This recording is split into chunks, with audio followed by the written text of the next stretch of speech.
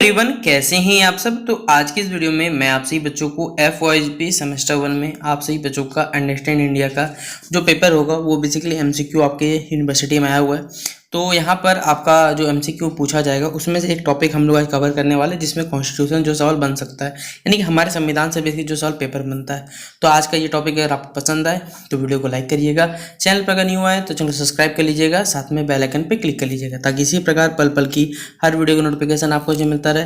Description box में Telegram group, Facebook page का link मिलेगा जहाँ पर हमसे जुड़ना चाहें तो जुड़ सकते हैं। इसके बाद किसी प्रकार का अपडेट आएगा वहाँ पे आपको शेयर किया जाएगा। और हमारे चैनल पे देखिए सारे के सारे वीडियो, चाहे आपका AEC इंग्लिश हिंदी हो, अंडरस्टैंड इंडिया हो, डिजिटल एजुकेशन हो, मैथमेटिकल कॉम्प्यूटर थिंकिंग एनालिसिस हो, या जो भी पेपर हो सारा का सारा देखिए प्लेलिस्ट बना हुआ है, जाके देखिए एग्जाम की मस्त से तैयारी करिए। ठीक है, देखिए क्या है पूछा हुआ। पहला सवाल है कि which fundamental rights can not be suspended even during an emergency. यानी कि अगर बोला जाए जब हमारे देश में कभी भी आपातकाल जैसे लगता है, लगा हुआ भी आपातकाल, आपको मालूम है हमारे देश में आपातकाल लग चुका है, उस दौरान कौन सा हमारा जो मौलिक अधिकार है यानी हमारा जो फंडामेंटल राइट है वो कोई भी निलंबित नहीं कर सकता। तो कौन सा मौलिक अधिकार हमें बताना है। और ये सब क्वेश्चन जो आपको इंग्लिश प्लस हिंदी दोनों ही लैंग्वेज में आपकी यूनिवर्सिटी द्वारा प्रोवाइड किया जाएगा। तो आप लोग इंग्लिश हिंदी के चक्कर में मत रहिएगा, आपको दोनों ही मिलेगा। और OMR रहेगा तो आपको तो भाई सिर्फ गोला करना है, उसका तो आपको काम हो जाएगा। तो पहला बोला गया राइट टू स्पीच, यानी आपके बोलने का जो अधिकार है, स्वतंत्रता है, वो आपसे नहीं छीना जा सकता। राइट टू रिलीजन यानी धर्म मानने का अधिकार, या राइट टू इक्वलिटी या तो आपको जीने का अधिकार, और पर्सनल लायबिलिटी जिसे हम लोग कहते हैं। ठीक है, तो अब कौन सा ऐसा हमारे पास फंडामेंटल राइट है जो इमरजेंसी के दौरान भी क्या उसे निलंबित नहीं कर सकता या सस्पेंड नहीं हो सकता।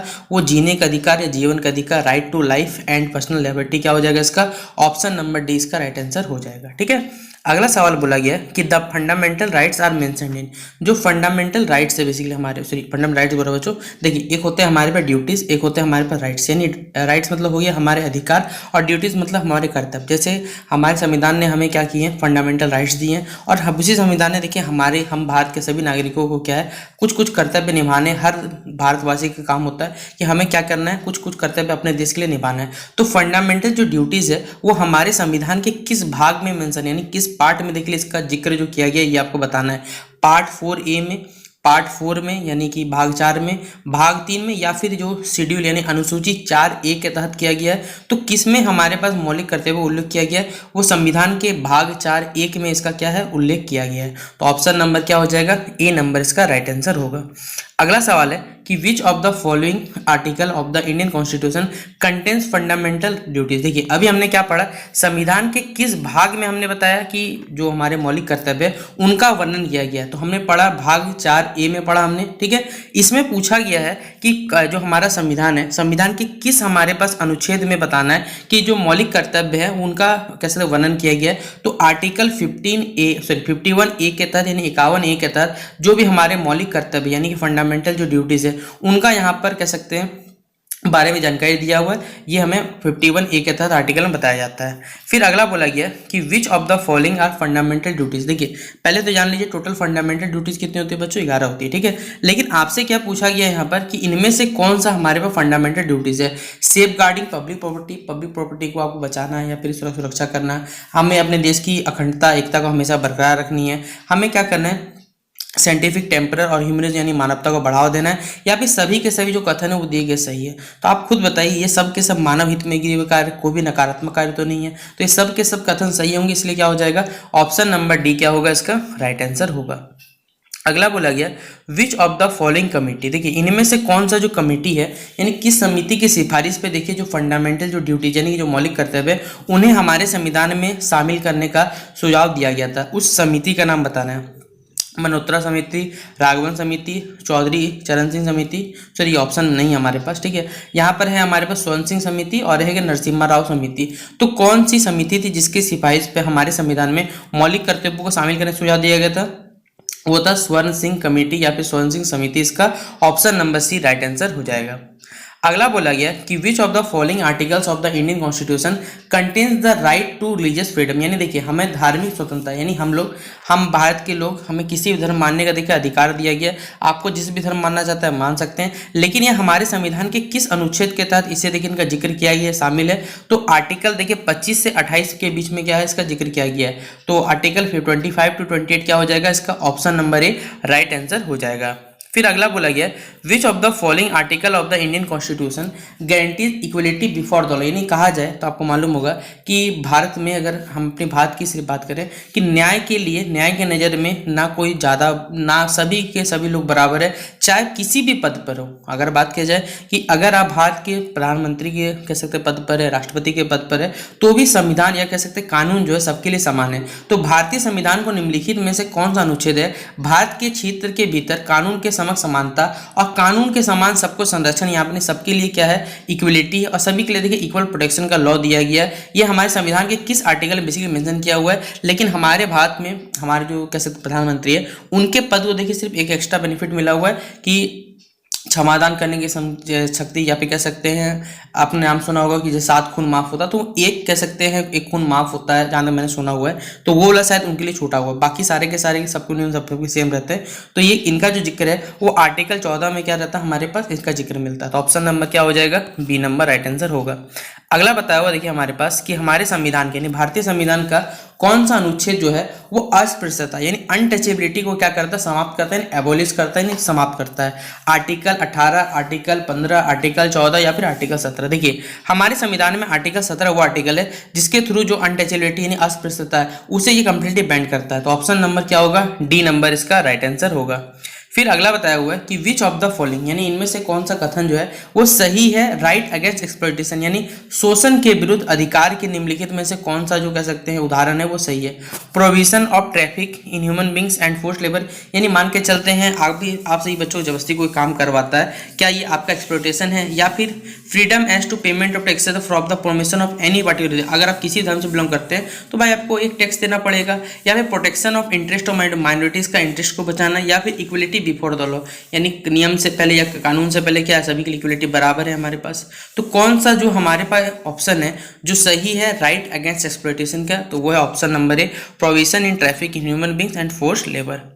अगला बोला गया है, देखिए हमने पहले क्या पढ़ा, फंडामेंटल राइट्स पढ़ा। हमारे संविधान में भाग 4(a) के तहत उनका जिक्र है। आर्टिकल 51 में फंडामेंटल ड्यूटीज के बारे में बताया गया। लेकिन अब हमसे पूछा गया हमारे जो मौलिक कर्तव्य है यानी in which part of the Indian constitution the fundamental rights are provided, fundamental rights provide किए गए। तो संविधान के भाग 2, भाग 3, भाग 5 या भाग 4, तो हमारे संविधान के भाग 3 में इनका जिक्र किया हुआ है। अगला है the fundamental duties were included in the constitution of India by the following amendment. देखिए हमारे जो संविधान में जो मौलिक कर्तव्य जोड़े गए, ठीक है, तो इनको जोड़ने के लिए हमारे पास हमसे देखिए ये सबसे पहले जब हमारा संविधान का निर्माण हुआ था तो ये पहले तो जोड़े बने थे, बाद में हमने अपने संविधान में क्या किया, उसमें संशोधन किया। तो संविधान का हमारा कौन सा संशोधन था यानी कौन सा अमेंडमेंट हमने किया था जिसके थ्रू हमने क्या किया, मौलिक कर्तव्यों को हमारे संविधान में शामिल किया था, वो आपको बताना है। तो संविधान का कौन सा था, 42वां संविधान संशोधन था, 42 अमेंडमेंट एक्ट था, जिसके थ्रू क्या हुआ, मौलिक कर्तव्यों को हमारे संविधान में क्या हुआ, जोड़ा गया।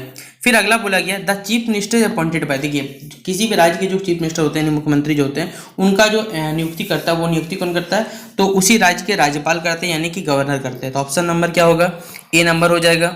अगला बोला गया doctor B R. Ambedkar termed article 32 of the Indian constitution as the heart and the soul of the Indian constitution. देखिए अगर बाबा साहब अम्बेडकर की बात करें तो उन्होंने कहा था कि हमारे जो भारतीय संविधान में उनमें अनुच्छेद 32 को उन्होंने क्या कहा था कि भारतीय संविधान का यह हृदय है और आत्मा इसे कहा जाता है। लेकिन इनमें से कौन सा आर्टिकल को उन्होंने बताया था, इनमें से यानी which of the fundamental rights इस कंटेक्स्ट में कौन सा आर्टिकल है, right to freedom, right to constitutional remedies, right to elementary education या right to freedom of religion. यानी हमारे पास आज़ादी का या संवैधानिक उपचार का जो कह सकते हैं राइट हमें दिया गया है, या प्राथमिक शिक्षा का सबको अधिकार दिया गया है, या फिर धर्म मानने का सबको अधिकार दिया, इसको दो जो धर्म मानना भाई मान सकते हो। तो कौन सा हमारे पास कह सकते हैं आर्टिकल या फिर फंडामेंटल राइट है, तो right to constitution remedies option number ही क्या हो जाएगा, इसका राइट आंसर हो जाएगा।